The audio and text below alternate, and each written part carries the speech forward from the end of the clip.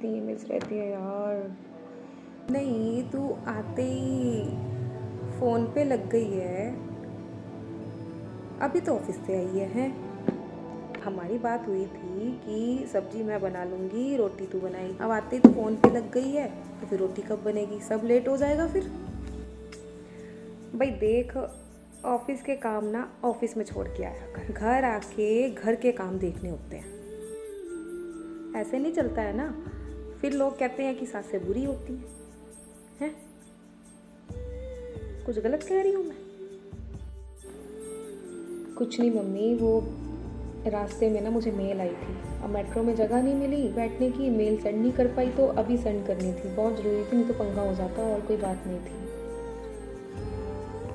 Mummy मैं एक बात बोलूँ, आप प्लीज़ मेरी बात का बुरा मत मानना। मुझे ना अंकित ने बताया था कि नीति भी जॉब करती थी। तो क्या जब वो ऑफिस से घर आती थी तो उससे भी यही उम्मीद लगाई जाती थी कि वो आएगी, आते ही खाना बनाने चली जाएगी, आते ही किचन में चली जाएगी। मुझे नहीं लगता कि किसी भी लड़की के साथ ऐसा होता होगा। तो बहू से ऐसी उम्मीद क्यों की जाती है? ऑफिस से थकी हारी आए और आते किचन में चली जाए। एक तो ऑफिस का मेंटली प्रेशर इतना ज़्यादा होता है, फिर मेट्रो में इतना रश, रास्ते में इतनी ट्रैफिक, फिर ये मेल सेंड करो, ये करो, और फैमिली का अलग प्रेशर होता है। आपको पता है कई बार तो दिल करता है कि छोड़ दो ये जॉब, जा क्या करनी है। लेकिन आज के टाइम में जॉब किए बिना गुजारा भी नहीं है। सॉरी मम्मी, पर आपको मेरी बात बुरी लगी होगी ना। मुझे अंकित को ही बोलना चाहिए था, आपको नहीं कहना चाहिए था। सॉरी। ये तूने बिल्कुल सही बात उठाई है। और ना, अगर तू नहीं उठाती, तेरी जगह अगर मेरा बेटा बोलता तो शायद मुझे बुरा लगता। क्योंकि जब वो ऑफिस जाती थी ना, ऑफिस से फ़ोन कर देती थी, मम्मी ये बना दो, मम्मी वो बना दो। अभी तो आना होता है तो कितना कुछ बोल देती है। और मैं भी तो पूछती हूँ कि तेरी सास तेरी मदद करती है कि नहीं, और मैं खुद भूल गई कि मैं भी सास हूँ। तूने अपने मुंह से ये बात बोली ना, मुझे ये चीज़ बड़ी अच्छी लगी। पता नहीं हम क्यों भूल जाते हैं कि हम भी तो बहू थे।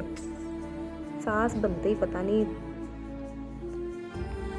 लेकिन कोई बात, मैं आगे से ध्यान रखूँगी। चल आज तू थकी हुई है ना, तो रोटी हम बाहर से मंगवा लेते हैं। नहीं मम्मी, मैं बस, मुझे थोड़ा सा टाइम दो, रोटी बनाती हूँ। सब्जी तो आपने बना रखी है ना, तो सुबह का भी देख लेंगे। और अभी मैं चाय बनाती हूँ, अंकित और पापा भी आने वाले होंगे।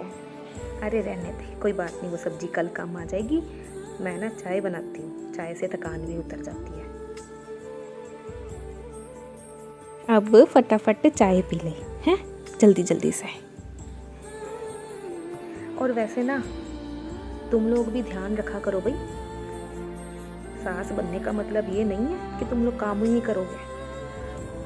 कई बहुएं बोलती हैं, नहीं बोलती।